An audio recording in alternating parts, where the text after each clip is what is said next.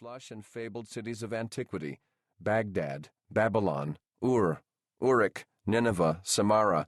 The intruders plundered one or another of them, or as many as they could. King Rimsin of Larsa, Elisar in the Old Testament, defeated Babylonia in 2076 BC. His successors were decimated by Hammurabi around 1770 BC. Tiglath-Pileser I, ruler of the Elamites, took Babylon in 1110 BC, calling himself King of the World. Shortly thereafter, he lost the world title, along with the city-state, to the Assyrians.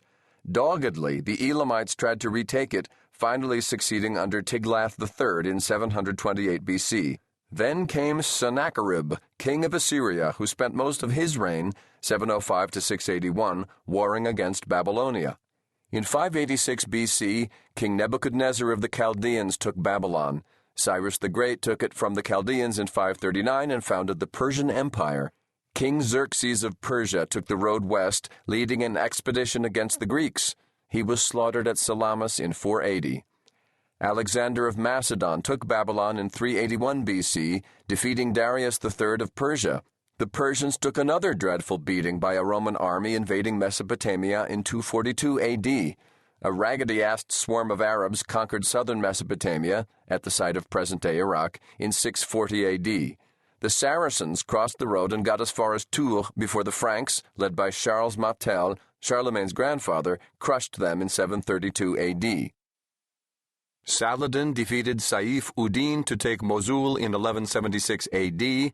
Hulagu Khan, grandson of Genghis, sacked and burned Baghdad in 1258.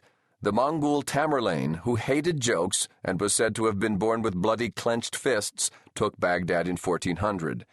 The British arrived in 1915 and took over the territory 6 years later when they invented Iraq by gerrymandering a large irregular cut, as much as they could grab, of Mesopotamia, which is why Osama looks like a chicken.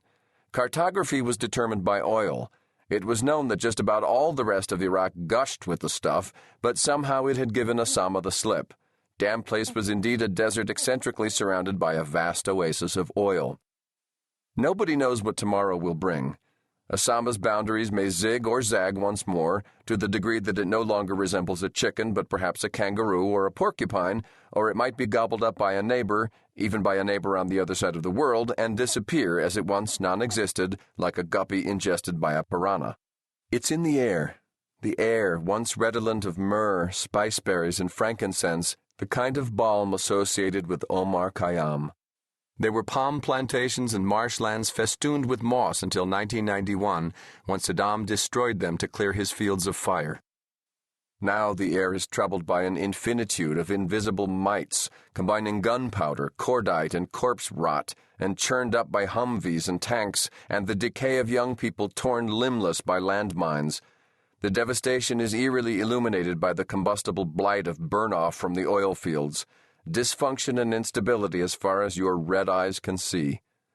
Midway across the chicken road at about the fowl's navel, designated for geographic, not anatomical orientation, it is bisected by an offshoot to the north. Where the two arteries converge is the provincial capital, a dilapidated town called Kapraliabad, christened by the Romans when they passed this way to consolidate the eastern reaches of the empire in 242 BC. At the center of Kapraliabad is the jail.